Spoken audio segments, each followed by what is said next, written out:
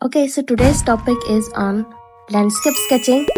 कई लोगों के मन में ये सवाल उठता होगा कि लैंडस्केप को कौन स्केच करता है, बट हाँ, हम कर सकते हैं। And without any further delay let's begin. आप ऐसे सिंपल रेफरेंस यूज़ कर सकते हैं गूगल से, जैसे मैं यहाँ पर यूज़ कर रही हूँ। पहले आपको एक रेक्टेंगल बनाना है क्योंकि ये लैंडस्केप है। और हाँ, और एक मिथ दूर करती हूँ कि बहुत सारे लोग कहते हैं कि लैंडस्केप का मतलब है कि वो ऐसे रेक्टेंगुलर फॉर्म में होता है, पोर्ट्रेट फॉर्म में भी हो सकता है। यहाँ पर मैं रेक्टेंगुलर फॉर्म में यूज़ कर रही हूँ, तो आप ऐसे रेक्टेंगुलर शेप ड्रॉ कीजिए। उसके बाद जो भी आई कैचिंग एरियाज़ हैं उसको आप पहले से स्केच कर लीजिए। उसके बाद आप ऐसे हैच कीजिए। लाइट एरियाज़ को आप ऐसे नॉर्मली छोड़ सकते हैं, बट डार्क एरियाज़ को डेफिनेटली आप हैच करना, जैसे कि मैं यहाँ पर कर रही हूँ।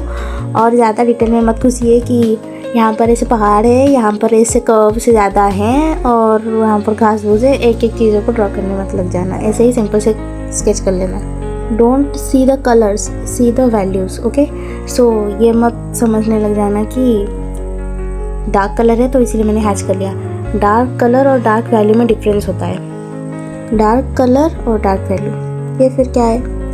डार्क कलर हो और एक लाइट कलर हो, लेकिन लाइट कलर का वैल्यू अगर ज़्यादा डार्क हो तो वहाँ पर मैं लाइट कलर को ही हैच करूँगी। ये बातें मैं अगले आने वाले वीडियोज़ में बताऊँगी वैल्यू के ऊपर एक डिटेल टॉपिक में।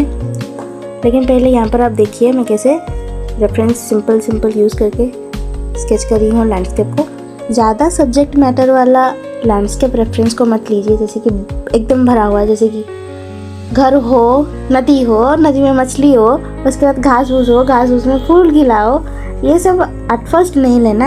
ऐसे सिंपल जैसे यहाँ पर mountain, river, sky clearly visible है, ऐसे थोड़े लेस मैटर वाले लैंडस्केप को लीजिए। ऐसे नॉर्मली स्पीड हैचिंग करनी है, एकदम धीमे करके, एकदम जैसे कि फाइन स्ट्रोक्स लगा के हैचिंग नहीं करनी है, क्योंकि हम यहाँ क्विक स्केचिंग कर रहे हैं। तो रियल टाइम वीडियो जो है मैं 2 मिनट में एक स्केच को कंप्लीट कर रही हूँ, लेकिन ज़्यादा मैंने स्केच किया हुआ है, 10 स्केचेस मैंने किए हुए हैं, इसीलिए वीडियो बहुत लंबी हो जाती, 20 मिनट की हो जाती। इसीलिए मैंने स्पीड किया हुआ है वीडियो को। अगर रियल टाइम रखते तो ज़्यादा हो जाता ना।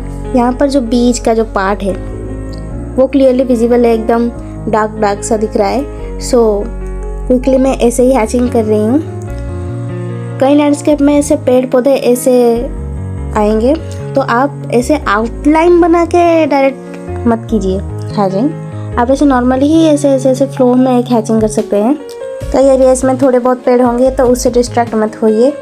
आप ऐसे रफली ऐसे कर सकते हैं कि उसका पोजीशन ऐसे रख सकते हैं कि यहाँ पर एक छोटा सा पेड़ है, बगल में कुछ भी छोटा मोटा चीज़ है, रफली कर सकते हैं, लेकिन डिटेल्ड ज़्यादा चीज़ें मत कीजिए। और एक चीज़, यहाँ पर माउंटेन जो है उसका वैल्यू थोड़ा कम है, मतलब लाइट है, तो इसीलिए आप क्या कर सकते हैं, डायरेक्ट ऐसे आउटलाइन, मतलब ओवरऑल आउटलाइन आप ऐसे स्केच कर सकते हैं बिना हैचिंग किए। बस ऐसे ही ये माउंटेन है दिखाने के लिए, बस नॉर्मली ऐसे स्केच कर सकते हैं यहाँ पर, जैसे मैं कर रही हूँ। और हैचिंग मत कीजिए। अगर करना चाहते भी हैं तो लाइटली कर सकते हैं, बट यहाँ पर अलग एरियाज़ के कंपैरिजन में बहुत लाइट है, सो ना ही हैचिंग करें तो ही सही। बीच में पेंसिल साफ करना बिल्कुल भी मत भूलना। मैं भूल गई थी यहाँ पर, तो पेंसिल अच्छे से फ्लो में नहीं चल रहा था, तो मुझे थोड़ी प्रॉब्लम हो रही थी। So remind yourself to sharpen your pencil in between. Again यहाँ पर मैं स्काई की ओर, मतलब थोड़ी ऊपर ओर से मैं थोड़ी हैचिंग कर रही हूँ, क्योंकि वैल्यू थोड़ा सा डार्क है, और नीचे से भी क्योंकि रिफ्लेक्शन पड़ रहा है ना, तो ऑब्वियसली ऊपर की वैल्यू डार्क है तो नीचे की भी रिफ्लेक्शन डार्क ही आएगी, तो इसलिए मैं उस पर भी हैचिंग कर रही हूँ। अनदर रेफरेंस, ये तो बहुत ही ज़्यादा सिंपल है, आप क्लियरली देख सकते हैं कौन सा एरिया कितना ज़्यादा डार्क है। तो बीच का ये जो 2 एरिया है ये बहुत ज़्यादा डार्क है, उसके पीछे जो ओवरलैपिंग हुआ है लैंडस्केप में वो थोड़ा कम डार्क है, और वो स्काई जो है वो थोड़ा लाइट है, कम वैल्यू रेंज का है। आप क्लियरली देख सकते हैं, ऐसे ही सिंपल रेफरेंस लीजिए। एंड या लैंडस्केप में एक और चीज़ आती है, उसके बारे में अनदर वीडियो में हम बात करेंगे।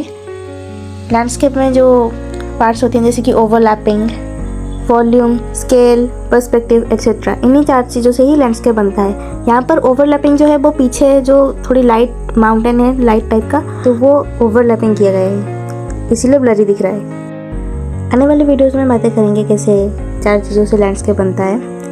फिलहाल हम स्केचिंग बस कर रहे हैं, तो स्केचिंग का ये सीरीज़ कंप्लीट हो जाए तो उसके बाद हम और भी डिटेल्ड वीडियो डिस्कशन करेंगे लैंडस्केप के ऊपर, पोर्ट्रेट्स के ऊपर और भी वीडियोज़ आएंगी।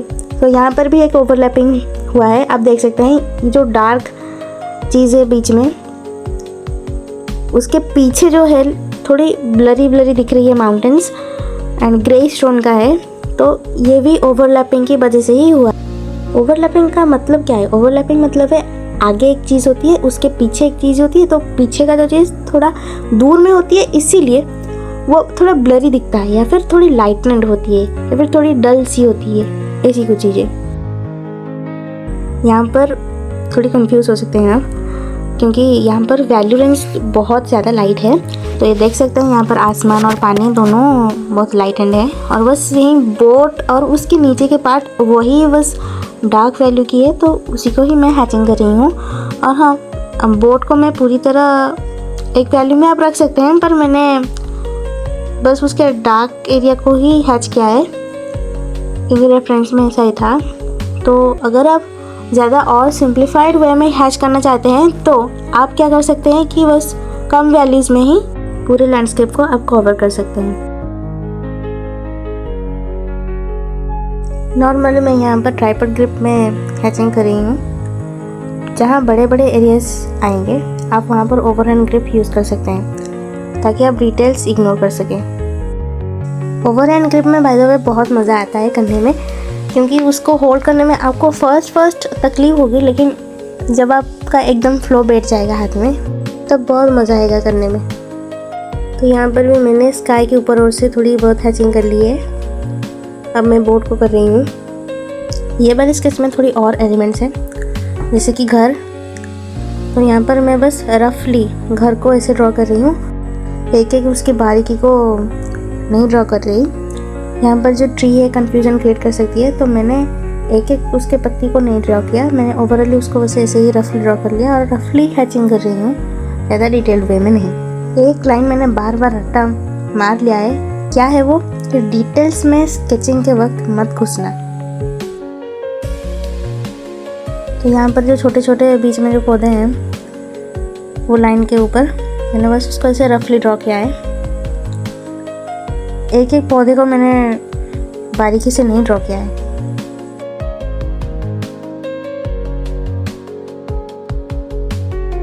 अब एक एक बादल को ड्रॉ करने मत लग जाना। जहाँ पर थोड़ा डार्क एरिया है मैंने बस उसको ऐसे रफली हैचिंग कर लिया है।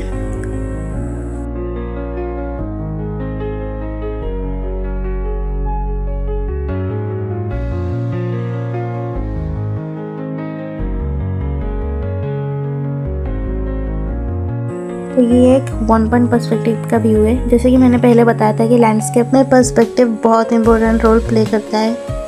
मैंने पहले भी बताया था कि लैंडस्केप हमेशा रेक्टेंगुलर फॉर्म में नहीं होता है, वो जो हॉरिजॉन्टल फॉर्म में वर्टिकली भी हो सकता है ऐसे।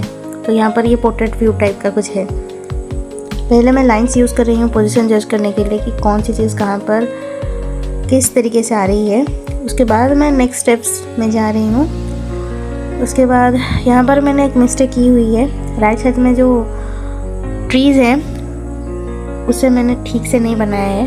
तो ऐसे ही मिस्टेक्स होती रहती हैं, but you have to recognise it and don't erase it, don't rectify it, see your mistakes, analyse it, and in next sketch don't repeat the mistakes again. क्योंकि ये स्केचिंग है इसलिए हम रेक्टिफाई नहीं कर रहे हैं, इरेज नहीं कर रहे हैं, वरना हम ब्यूटिफिकेशन की ओर चले जाएंगे। अगर ड्राइंग करते तो हम इरेज करते, नो प्रॉब्लम। सो आज के लिए इतना ही। नेक्स्ट वीडियोस में हम जाएंगे एनिमल्स, बर्ड्स, इसको कैसे स्केच करते हैं हम देखेंगे। उसके बाद और भी इंटरेस्टिंग टॉपिक्स आएंगे स्केचिंग के ऊपर। तो ये कंप्लीट सीरीज स्केचिंग के ऊपर ही है। उसके बाद ड्राइंग पेंटिंग के ऊपर भी धीरे धीरे लेसन्स आएंगी। तब तक के लिए stay tuned and thanks for watching. Do share it.